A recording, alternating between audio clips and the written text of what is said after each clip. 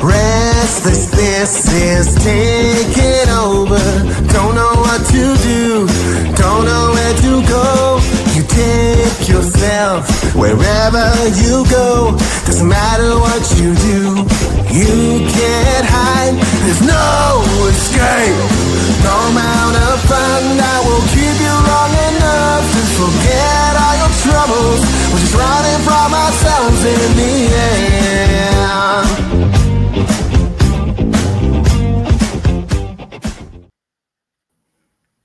Spark Infinity, hope you're having a fantastic day. We're back with another mini Spark conversation, and joining me today is Nattolie. How are you, Nattolie? I am fantastic. How are you? I'm always great. I know you're a coach and an author, and as such, you're someone after my heart because guess what? Author, coach, longtime coach, in fact. Why don't you tell us a little bit about what you do? Sure. Well, I'm recently published, actually.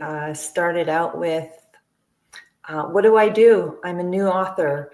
So The Ripple Effect was published August 20th. And then Unsilenced, Use Your Voice, Words Hold Power was published, 10-year project, December the 4th. And Resilience, an anthology. I'm in that one. So it's amazing. It's amazing. 30 years of writing, and in 1 year, everything has finally just burst forth. So I'm pretty excited. That's what I do. Sorry. All good. That's great. Didn't mean to interrupt you.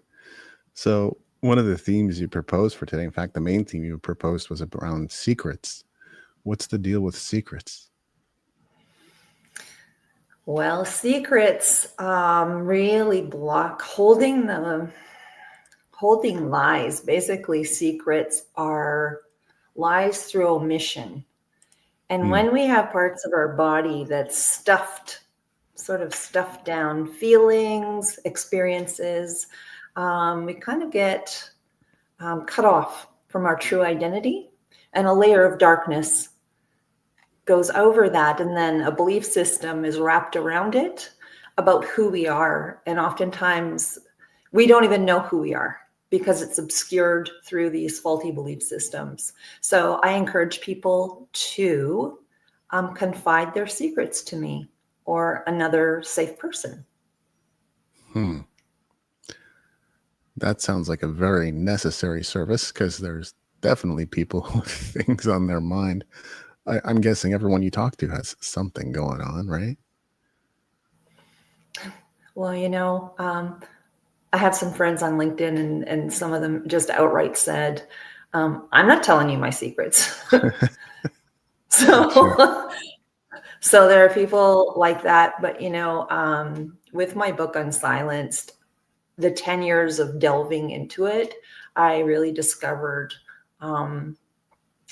that I was cut off from information. There were things that I remembered that I'd forgotten. That was pretty shocking. So in a memoir, it's a meditation of your whole life for me. And it was shocking.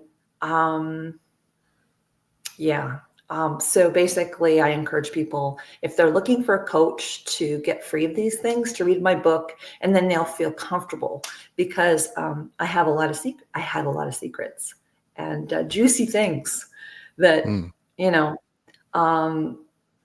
theirs might pale in comparison, or it might be really intense and dark,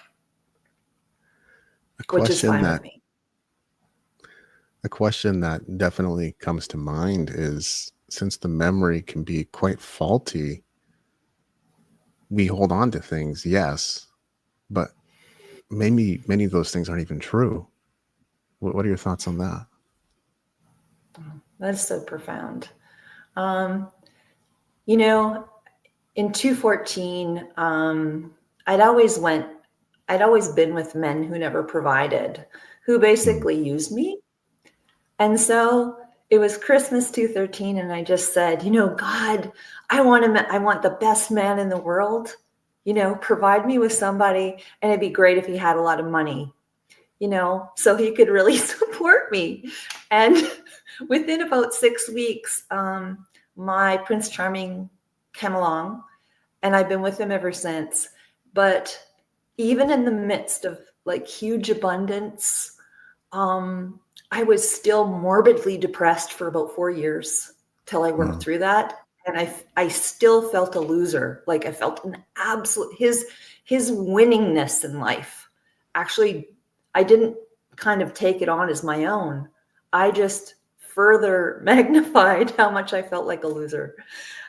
And it is crazy how we can be winning so completely, but still feel like we're not. Hmm. So, What do you think keeps people trapped in secrets? well, speaking from my own experience, it's like if they really knew what I'd done, where I've been, they would reject me. Um, and I think it's a habit of holding. It's almost like this, and it's quite somatic. It's in our muscles. It's in our nervous system. This um, sustained tension. So Mm. using somatics has been a great help for me to actually open up access to the central nervous system. I don't know if I answered the question, but why do they keep secrets? Because it's a habitual habit. Mm. So it's developing a new habit incrementally. And it does feel like so we teach what we most need to learn. And for me, that's being honest, like ongoing, transparent. And so it's like reversing that holding to an opening. So that's quite a process. I would imagine there would also be something there around the human tendency to look good or avoid looking bad. I think that could be a significant cause of keeping secrets as well. How did you finally break free? Hmm. Um, you know, that's why it took me 10 years to release my book, because Mm. I had so much fear. And it was literally like stitches coming undone of this super tight garment that did not fit me anymore, and a desire to be free. I just felt like, okay, well, if I just felt like this is my calling to model transparency. So it was a long process. And for me, it's God. So God told me to write the book, to release my story, because family secrets really damaged our family, and it damages a lot of families. And this is my, I think, purpose is to model courage. And that's why I did it. And if it weren't for my faith and my security, that God has my back, and whatever people want to throw at me, whatever. It's like the ones who get me will continue with me. The ones who don't, um, they don't. So just don't even worry about it. Mm. That's brave for sure. And it sounds like there's a cost to keeping secrets, both mentally, emotionally, physically, spiritually. How did that play out in your world? The cost. Well, I heard this person speak at one point, and he said, people who, like I was super closed, people would say, you're like a politician, because I would talk with them and tell them nothing. They did not know me. I would not let them in. Um, and people, they don't trust people like that. Mm. So at some level, it's like we sense the holdbacks. And for me, I wanted to be closer to people. So it was kind of like that desire was more important than staying safe. And so I kind of like went with the ones I could trust and started to divulge. There was like serious like serious things, behaviors that I've done and places I've been that people would keep till their grave. But for me, I just want to be free. And that was, so now I am, it's like all out.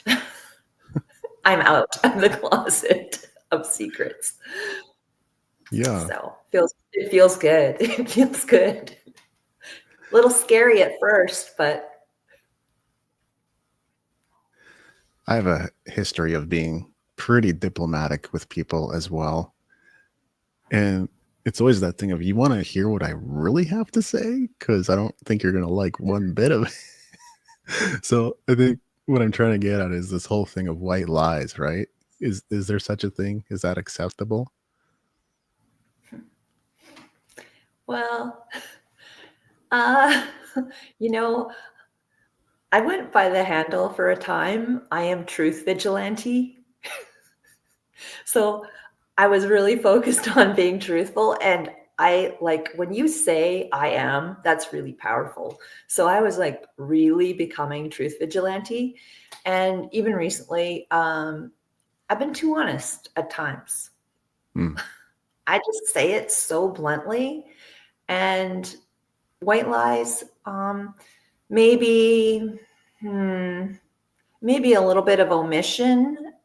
Like if it's not important, like sometimes if it isn't kind, don't say it. If it's not necessary, if it's not really, yeah, Yeah. an issue of integrity or real information, like that's important. Gotcha. It's a tough one to navigate then. And as far as So, creating safe spaces where people actually feel like they can tell their secrets in their homes or communities, what sort of things could we do? hmm, hmm. That's a great question. Well, I think in communities, to be honest, well, it starts with us to become safe people ourselves. So there's a great book. It's called Safe People. I'm still learning, how to be that safe person. But I think it's kind of one by one. If we practice being transparent with one person, like in a therapy session, um, maybe we can develop more compassion. Hmm. Compassion's the answer. I like the talking stick. Boy, that's a tough one. I don't even know.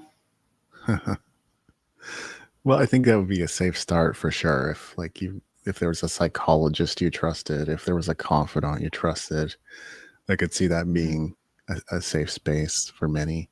Might take a while to open up to everything, I suppose, but that would be a Mhm. start. Yeah. What would you say to someone who's Well, carrying? Oh, go ahead. um, I just want to say, like, I am a therapist, and that's part of what I offer Yes. additionally. But there are, free resources. There are anonymous like prayer lines, helplines where you can just get on there and Yes. anonymously divulge. Yeah, that's a good choice.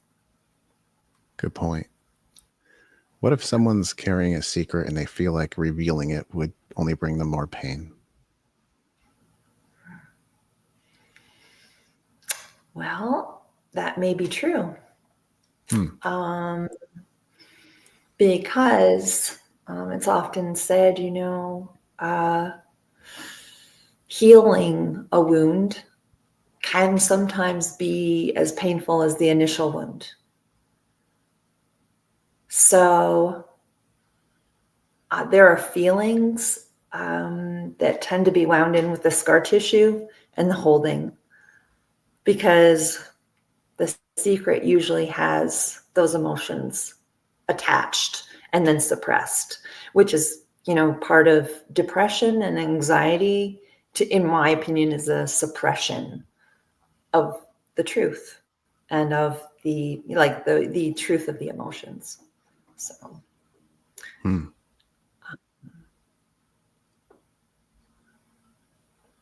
Why is it important to create a space of trust, like trusting what others say, trusting what children say? Why is that important?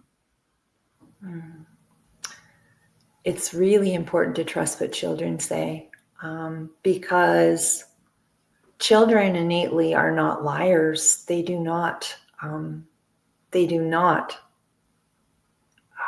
make up certain things, and especially in an adult context, like sexual abuse, which was part of my history. I'm all for believing your child if they say, and teaching them about boundaries of their body and allowing them the boundaries. Don't make them kiss people. Don't make them sit on somebody's knee if they don't want to. Accept their body language as truthful. Your transformation is a fascinating one. So how did you go from silence to being bolder? Slow process, David. You know how it started? I had basically, I didn't trust women because of my beginning with my own mother.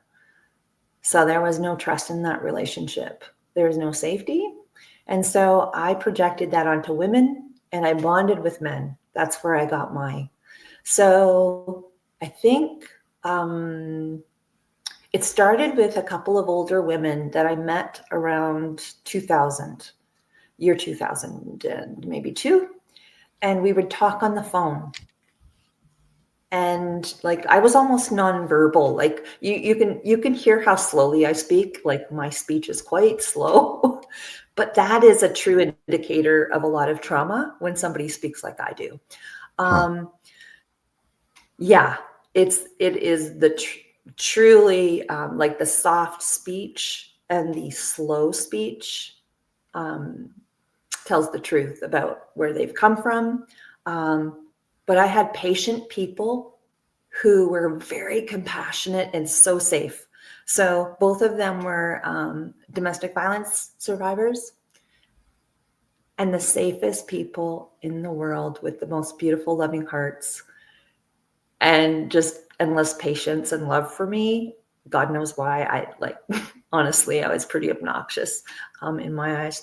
But so they kept calling me, they kept loving me, and conversation by conversation, over the phone for many years. I wouldn't let people near me. So slowly. Well, yeah. You've been through some significant challenges, and you're certainly not alone. I think it's actually pretty high. Like there's an astonishing number of people who've been through that sort of thing. Do you feel like you've fully healed from it? I feel like I'm about 85%. So I'll just say the last part is my core part, and that is our sexuality.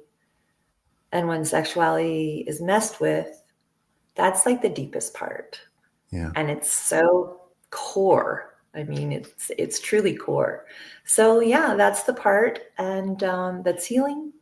And I am determined to be healed completely, because I just say, that's mine. That is mine to enjoy, and I'm taking it back. Yeah.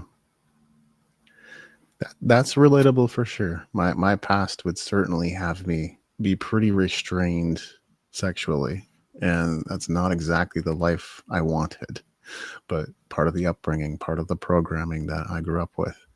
So I really get that. Oh, that's What beautiful. are some signs that people are like silently suffering, and how would you support them? Well, I tend to be able to feel. I'm quite empathic. Huh. So, signs that they're suffering, they are spending way too much time alone.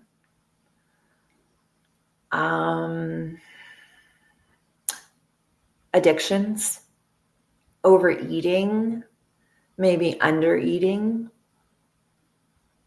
Yeah. Punishing, like hurting themselves. Right. So that could be in a bad relationship. That could be staying in a bad job. That's all like self-punishing. Yeah, So it indicates suffering because when we feel better, right, we don't put up with that. that's true. Mhm. I've been through a few of those things for sure, including workplace bullies. But it was so difficult to get away because I was like, I think I'm doing the thing that's my passion, and maybe this is as good as it actually gets. I want it to be better, but I can't find a scenario where the income is greater. I can't find a scenario where like my passion totally comes alive. Although I hear that's pretty common amongst entrepreneurs. They do something that's passion and income adjacent for a while to even get to the next step of finding true freedom in their careers and businesses. So my story's very much the same. That's good. That's really good. I love it. I love it. This is a great conversation. Thank you so much, David. Yeah, thank you. One thing I would love to ask here, kind of in the closing section, is how do you stay inspired? Because Spark Infinity is about infinite inspiration, which seems like a tall thing to live up to, you know. But we all have to stay inspired if we want to create on demand, and that's the world we live in. So, how do you stay inspired? Yes. Yes, yes, yes. You know, I wrote a little tiny piece that I thought was going to be the back of my book. It's like, and it's got the word spark in it. Would it be okay for me to read it?